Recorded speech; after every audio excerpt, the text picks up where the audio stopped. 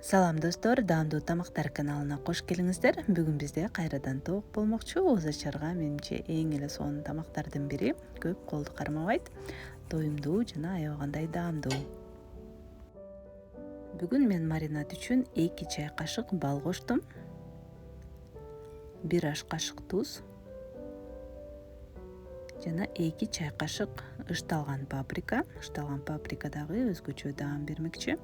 Ошондой эле жарым чай кашык кара мурч, 2-3 тишче сарымсакты майдалап туурап кошобуз жана каалооңузга жараша 1 чай кашык горчица кошуп койсоңуз болот. Лимондун ширесин сыгып алабыз, жарым лимондун. Жана 2 аш кашык оливка майын кошуп, баардыгын жакшылап аралаштырабыз. Ошо менен маринадка биздин соус даяр болот.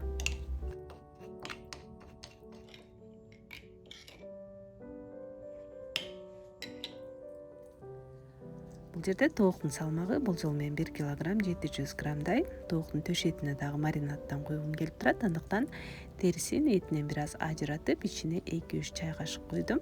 Ал эми калган маринад менен тоокту жакшылап майлап, убакыт болсо 1-2 саатка же болбосо жок дегенде 30-40 мүнөткө тыныктырып коюп койсок болот.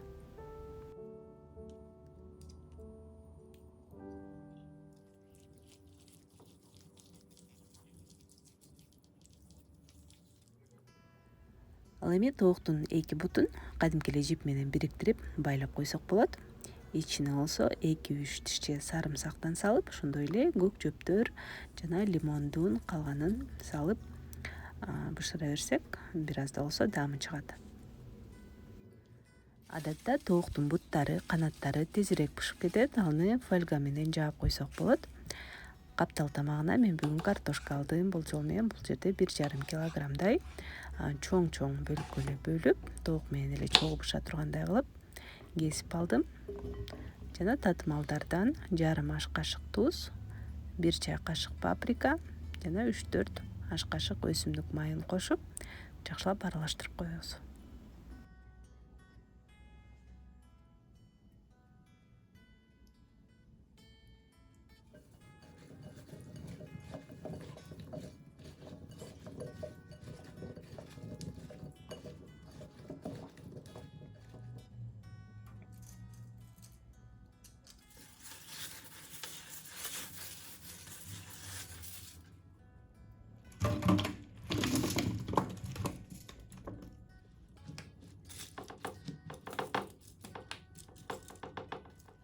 Бройлер тоокторун салмагына жараша 1-1,5 сааттай бышырып алабыз.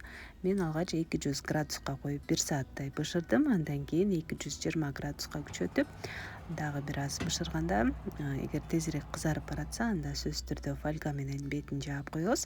Аягында фольганы алып, тооктун бети толук кызарганча дагы бир аз убакыт кармайбыз. Ошо менен 1,5 саатта мына ушундай сонун даамдуу тоогубуз даяр болду. Достор, эгер бүгүнкү видео пайдалуу болгон болсо, анда сөзсүз түрдө лайк басып коюуну унутпаңыздар. Ошондой эле каналыма катталыңыздар. Суроолор, сунуштар болсо комментарийге жазыңыздар. Ошондой эле өзүңүздүн рецептиңиз менен дагы бөлүшсөңүз абдан сонун болмокчу. Көргөнүңүздөр үчүн чоң рахмат. Кийинки видеолордон көрүшкөнчө саламатта калыңыздар.